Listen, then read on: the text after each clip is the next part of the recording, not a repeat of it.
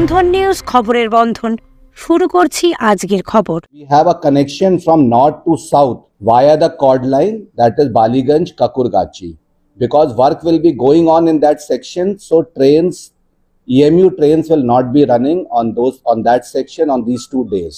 But if people want to go from north to south, they will have to come to Sialda North Station, cross over to Sialda South Station, take a train to Sialda South destination. Similarly, people who want to go from Sialda South to Sialda North stations via the Baliganj Kakurgachi cord line, they will have to come to Sialda South, cross over to Sialda North, and then take a train from Sialda North to their respective destinations. So connections will all be there. The only thing is that direct link from Sialda North to Sialda South via Kakurgachi Baliganj, in that section, because the work will be going on, so we will not be running the EMU trains on that particular section. So that involves actually 6 up and 7 down trains. So they will not be running. Instead, they will be diverted. They will be diverted to Sialda North, and then from Sialda North, people can take a train to Sialda South, or they can also take a circular train for going to Majerhat, because we have trains running from Nehati to Majerhat which run via the cord line, because the cord line we will not be allowing EMU trains on the cord line during these 2 days.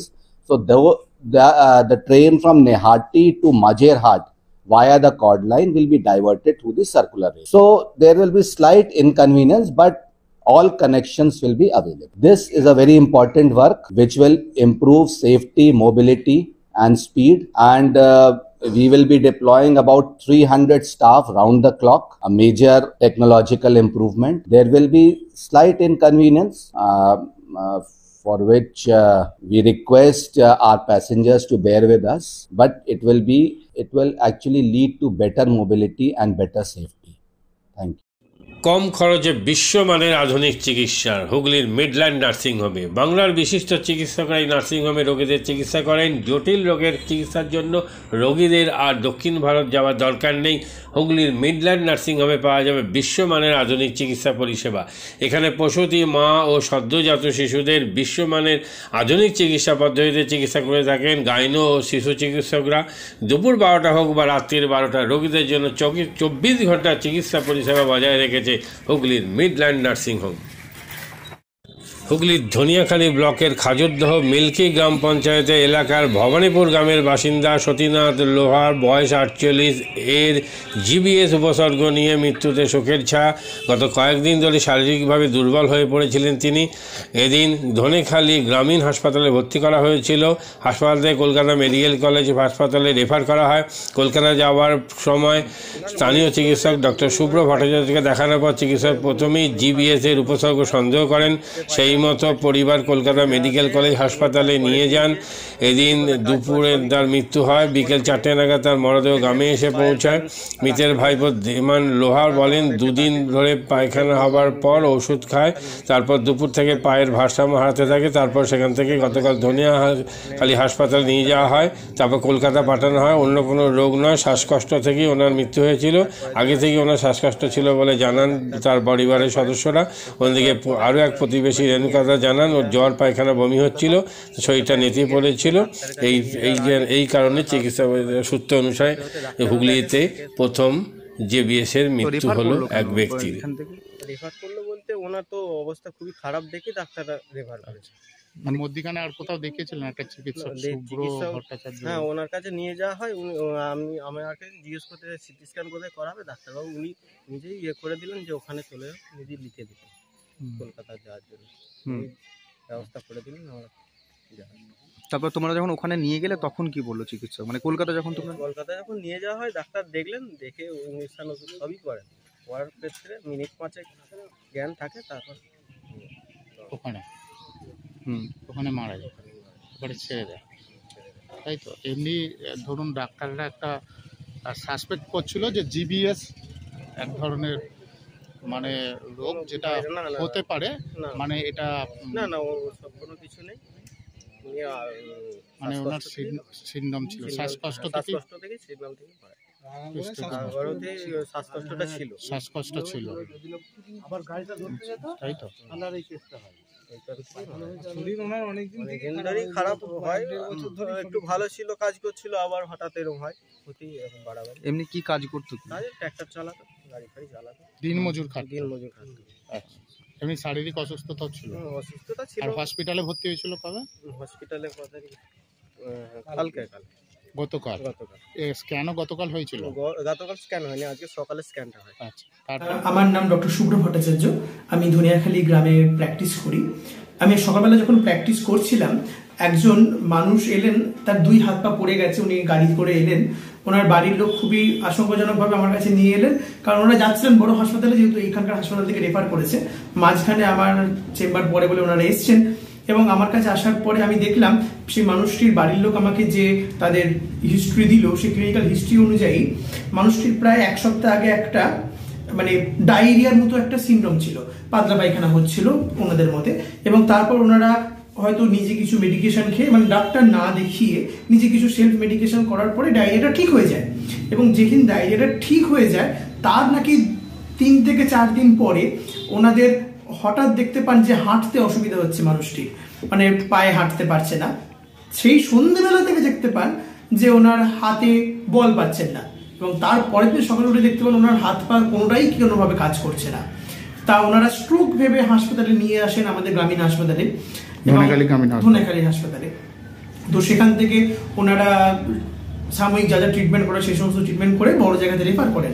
ওনারা বড় জায়গাতে যাওয়ার সময় উনি আমার কাছে আসেন, এবং এই ক্লিনিক্যাল হিস্ট্রিটা পার্টিকুলারলি এই যে ডায়রিয়া, তারপরে যে এই কোয়াড্রাপ্যারেসিস মানে হচ্ছে 4টি হাত পায়ের একটা প্যারালিসিস। তো এই হিস্ট্রিটা থেকে আমার মনে হলো গুলিয়ান-বারি সিনড্রোম হলেও হতে পারে। এবং তারপরে ওনারা সিটি স্ক্যান করিয়েছিলেন। সিটি স্ক্যানের যে প্রফেশনাল রিপোর্ট যেটা আমার হাতে এসে পড়ে, সেটা দেখতে পাওয়া যায় সেই সিটি স্ক্যানের রিপোর্টে কোনো রকমের neurological deficit as per the CT scan plain CT নেই, বা কোনো রকম লিসন নেই, বা কোনো রকম ইনফ্রাক্ট নেই, বা কোনো রকমের মাস মানে কোনো কিছু নেই, পাওয়া যায়নি। তো সেইটা দেখে আরো সন্দেহ হয় যে যেহেতু এটা অ্যাসেন্ডিং প্যারালিসিস, মানে নিচের দিক থেকে আস্তে আস্তে উপর দিকে উঠছে, একটা ডায়রিয়ার হিস্ট্রি আছে, তো আমার মনে হলো যে এটা গুলিয়ান-বারি সিনড্রোম হলেও হওয়ার চান্স অনেকটাই বেশি। তাছাড়া এখনো অনেক রক্ত পরীক্ষা আছে, সুষুষ্ণস কাণ্ড থেকে রস নিয়ে পরীক্ষা করা আছে, এমআরআই করার আছে, কারণ অন্যান্য আরো অনেক নিউরোলজিক্যাল ডেফিসিট হয়, তো সেগুলো থেকে আলাদা করে এটা ট্রিটমেন্ট করতে হবে, যেটা একটা টার্সিয়ারি কেয়ার হাসপাতালেই সবচেয়ে ভালো সম্ভব। তো আমি পেশেন্টটিকে বুঝিয়ে, পেশেন্টের বাড়ির লোককে শান্ত করে ওনাদেরকে বড় হাসপাতালে কলকাতা, বর্ধমান ওনাদেরকে বলা হয়। ওনাদের আবার আইসিইউ একটা অ্যাম্বুলেন্স জোগাড় করা হয়, করে নেওয়ার পরে ওনারা যান। এবং যেটা দেখতে পাওয়া গেল, উনি থাকাকালীনই হঠাৎ করে ওনার শ্বাসকষ্ট শুরু হয়, এবং শ্বাসকষ্ট খুবই বেশি। আমি নিউরোলজিক্যাল এক্সামিনেশন করে যেটুকু পেয়েছিলাম, ওনার কোনো রিফ্লেক্সই সেভাবে, মানে আমার এক্সামিনেশন করার সময়ে কোনো রকম কোনো রিফ্লেক্সই কিন্তু পাওয়া যাচ্ছিল না, এবং খুবই কম পাওয়া গেল, সেটা খুবই কম। এবং সেই কারণে আমার জিবিএস প্রফেশনাল ডায়াগনোসিস আমি করলাম, এবং করার পরে আমি ওনাকে বড় হাসপাতালে যাওয়ার জন্য রেফারও করেছি। ওনারা আমার সাথে বাই ফোন টাচে আছেন বাড়ির লোকেরা, তো ওনারা মোটামুটি পৌঁছে বা ভর্তি করতে পারলে ওনারা আমাকে জানাচ্ছেন, এবং আশা করছি ওনার সুস্থতা তাড়াতাড়ি চলে আসুক। কোথায় গেছেন, মানে মেডিকেল কলেজ? যেটুকু জানতে পারলাম ওনারা কলেজ স্ট্রিট মেডিকেল কলেজ কলকাতাতেই গেছেন। কি থেকে ওনার হয়েছে এই ধরনের ঘটনাটা মনে হতে? দেখুন, এই যে জিবিএস বা গুলিয়ান-বারি সিনড্রোম, এটা এক ধরনের অটো ইমিউন ডিসঅর্ডার।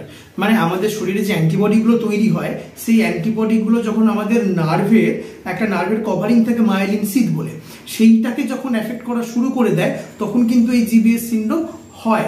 এটা রেয়ার সিনড্রোম হলো, এটা আমরা বহু বছর থেকে পড়ে আসছি। এবার উনি যে ডায়রিয়া হয়েছিল, ডায়রিয়ার যে ব্যাকটেরিয়া, যেমন ক্যাম্পাইলোব্যাক্টর জেজুনি বলে একটি ব্যাকটেরিয়া আছে, এবং আরো ইনফ্লুয়েঞ্জা বা অনেক কিছুই আছে, তার এগেইনস্টে যখন যে অ্যান্টিবডিগুলো তৈরি হয়েছে, সেই অ্যান্টিবডিগুলো নিজের কাজ শেষ করে ফেলার পরে ওনাদের মনে হয়েছে মানে কিছু একটা কারণে, এনভায়রনমেন্টাল কারণ হতে পারে, কোনোভাবে ট্রিগার হয়ে ওই অ্যান্টিবডিগুলো সোজাসুজি গিয়ে নার্ভে এফেক্ট করে ওই মাইলিন সিদটাকে ভেঙে দিয়েছে, যার ফলে জিবিএস সিনড্রোম হয়। এবার এনার ক্ষেত্রে যেহেতু একটা ডায়রিয়ার হিস্ট্রি আছে, তাছাড়া এটা নিচের দিক থেকে উপর দিকে ওঠে প্যারালিসিসটা, ওনার পায়ে হয়, তারপর ওনার হাতে হয়, তো সেই কারণে, এবং যেহেতু সিটি স্ক্যানে কোনো রকম আমি অন্যরকম লিসেন বা অন্য কিছু পাইনি প্রভিশনালি, তাই আমি ডায়াগনোসিস করি যে এটা জিবিএস। তো এটা মোটামুটি কি কারণে হয়, এটা একটি অটোইমিউন ডিসঅর্ডার। মানুষ থেকে মানুষের সংক্রমণটা খুবই কম, কিন্তু কন্টামিনেটেড খাবার, যেখানে ওই ক্যাম্পেলোব্যাক্টার জেজুনি টাইপের ব্যাকটেরিয়াগুলি থাকে, যেমন আনপাস্টুরাইজ মিল্ক বা মনে করুন মিট, আনকুকড চিকেন, মানে আনকুকড প্রোডাক্ট খুব বেশি যদি কেউ কনজাম করে, সেক্ষেত্রে কিন্তু একটা বা মানে একদম আনহাইজেনিক হাতে যদি খাবার খাওয়া হয়, সেক্ষেত্রে কিন্তু এইটা সংক্রমণ হতে পারে। গরম পানীয়র জন্য বিশ্বমানের flask, micro oven, mixer grinder, induction সহ আধুনিক রান্নাঘরের সামগ্রী উৎপাদন সারা বিশ্বে আলোড়ন সৃষ্টি করেছে বোরোসিল। পাশাপাশি বিশ্বমানের সোলার গ্লাস, যা সোলার সিস্টেমের অন্যতম সামগ্রী তৈরি করে, সারা বিশ্বে নজির গড়েছে বোরোসিল। মাদকাসক্ত যুবকদের জীবনের মূল স্রোতে ফিরিয়ে আনছে চুঁচুড়া নবজীবন ফাউন্ডেশন। আজ থেকে 7 বছর আগে পথ চলা শুরু হয়েছিল এই সংস্থার। হুগলি জেলা থেকে শুরু হয়েছিল নবজীবন ফাউন্ডেশনের কাজ। আজ গোটা উত্তর পূর্ব ভারতে ছড়িয়ে পড়েছে তার ব্যাপ্তি। জেলা ও রাজ্যের হাজার হাজার মাদকাসক্ত যুবকদের মানসিক ও শারীরিক চিকিৎসার মধ্যে দিয়ে সুস্থ জীবনের পথে ফিরিয়ে আনছে নবজীবন ফাউন্ডেশন। কি করে এই সংস্থাকে তিল তিল করে গড়ে তুলছেন বন্ধন নিউজ এর ক্যামেরার সামনে, সে কথা বললেন সংস্থার কর্ণধার চন্দন দাস। দেখি ওটার মধ্যে কি আছে, বা পাড়ার বড় দাদারা করছে, আমিও একটুখানি করি, ফিলিংসটা কি সেটা দেখতে যাই। এবং একটা সার্টেন টাইমের পর কি হয়, সেটা ফ্রিকোয়েন্সিটা তখন অনেক বেশি থাকে, গ্যাপ থাকে যখন শুরু করে, পরবর্তীকালে যখন নির্ভরশীল হয়ে পড়ে সেই একটা সাবস্টেন্সের উপর, তখন সেটা থেকে বেরোনোর জন্য সে নানা রকম চেষ্টা করে, কিন্তু তার ওয়ে আউটটা জানা নেই যে কোন রাস্তা দিয়ে গেলে নেশা থেকেও বিরত থেকে সুস্থ স্বাভাবিক জীবনযাপন করা যায়। তো আমি ভাবলাম যে শুধুমাত্র আমি সুস্থ স্বাভাবিক জীবনযাপন করলাম, আমার জীবনের সার্বিক উন্নতি হলো, বা আমার যে সব এম বা আমি জীবনে যে জিনিসগুলো করতে পারিনি সেগুলো আমি ফুলফিল করলাম, তাহলে তো শুধু আমার কথাই ভাবা হলো। তাহলে আমি এরকম কিছু কাজ করি যাতে আমার মতো আরও 5 জন আমার দ্বারা উপকৃত হয়, এবং একটা সার্টেন টাইমের পর যখন মানুষ চায় যে ফিরতে, অথচ তার কাছে রাস্তা থাকে না, তখন এই একটা WHO ওয়ার্ল্ড হেলথ অর্গানাইজেশন একটা প্রসিডিউর বার করেছে। গরম পানীয়র জন্য বিশ্বমানের flask, micro oven, mixer grinder, induction সহ আধুনিক রান্নাঘরের সামগ্রী উৎপাদন সারা বিশ্বে আলোড়ন সৃষ্টি করেছে বোরোসিল। পাশাপাশি বিশ্বমানের সোলার গ্লাস, যা সোলার সিস্টেমের অন্যতম সামগ্রী তৈরি করে, সারা বিশ্বে নজির গড়েছে বোরোসিল। দেশের বাজারে পাশাপাশি বিশ্ববাজারেও সব প্রতিযোগী কোম্পানিকে পিছনে ফেলে এগিয়ে চলেছে ভারতের বোরোসিল। রাজস্থানের বোরোসিল কারখানায় 1200 মহিলার কর্মসংস্থান হয়েছে। প্রতিদিন রাজস্থানের প্রত্যন্ত গ্রাম থেকে ওই মহিলাদের গাড়ি করে কারখানায় নিয়ে আসে কারখানা কর্তৃপক্ষ। তারা বোরোসিলের বিশ্বমানের প্লেটের ডিজাইনে কাজ করে। দিনের শেষে তাদের গাড়ি করে বাড়ি ফিরিয়ে দেয় কারখানা কর্তৃপক্ষ। কর্মসংস্থানের এই বেনজির দৃষ্টান্তের জন্য বোরোসিল কোম্পানিকে কুর্নিশ জানায় ভারতবাসী।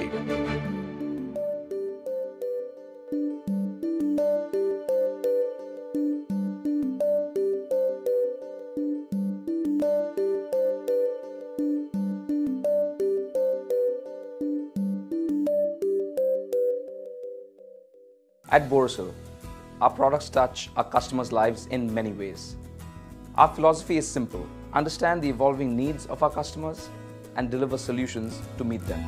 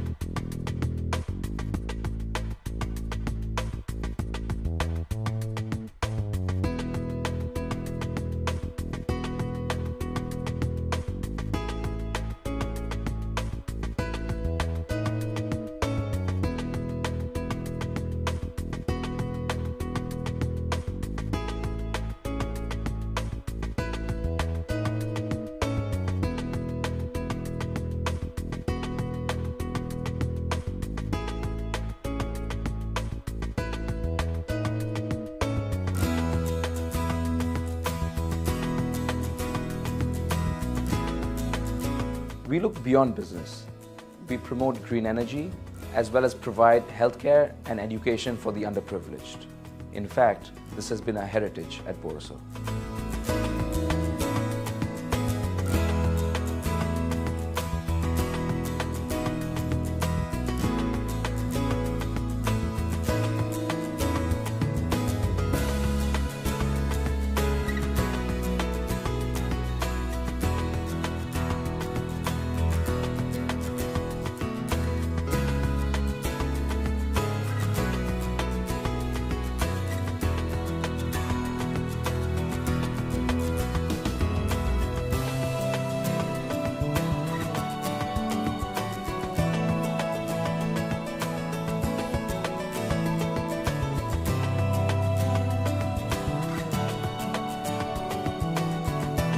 Our products are developed with innovation and thought. It is technology emboldened by the human spirit.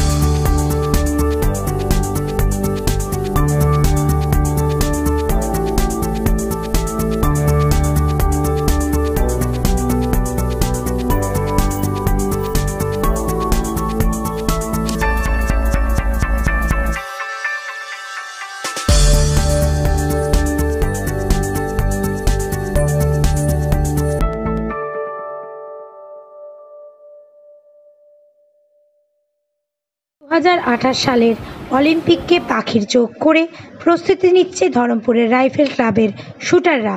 আন্তর্জাতিক মানের রাইফেল প্রশিক্ষণ কেন্দ্র ধরমপুরের রাইফেল ক্লাব 10 মিটার থেকে 25 মিটার সব ধরনের রাইফেল শুটিংয়ের প্রশিক্ষণ দেওয়া হয় এখানে। অতীতে স্বনামধন্য রাইফেল শুটার শ্যামল দাস এই ক্লাবের কোচ ও কর্ণধার। দেশের তরুণ প্রজন্মকে ভবিষ্যতের শুটার তৈরি করার কারিগর ধরমপুর রাইফেল ক্লাব।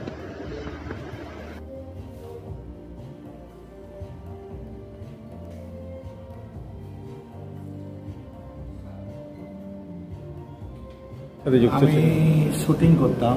শুটিংয়ে 90-তে সিভিলিয়ানে ইন্ডিয়া রেকর্ড করে চাকরি পেয়েছিলাম ইস্টার্ন রেল। সেই থেকেই আমার ইচ্ছা ছিল একটা শুটিং রেঞ্জ করব এবং ভালো শুটার তৈরি করব। আমার টার্গেট 2028 সালে অলিম্পিকে যদি ধরমপুর রাইফেল ক্লাব থেকে কেউ যেতে পারে, তার জন্য আমি সুইমিং পুল করেছি, জিম করেছি, যোগার সেকশন আছে, আর 25 মিটার পিস্তলও আছে ইনডোর, যেটা ভারতবর্ষে কারোর কাছে নেই। এত কিছু করেছি নিজের চেষ্টায়। আমাদের 30 জন শুটার শুট করে এখানে। আমার টার্গেট আরও উন্নত করার, ইলেকট্রনিক্স টার্গেট, যেটা 25 মিটারে ইচ্ছা আছে লাগানো, 50 মিটারের ইলেকট্রনিক্স টার্গেট লাগানো। এখানে 7টা লেন আছে ইলেকট্রনিক্স, একদম ইন্টারন্যাশনাল। আরও ইচ্ছা আছে 6টা লাগানো, যদি সংস্থান হয় তাহলে করব।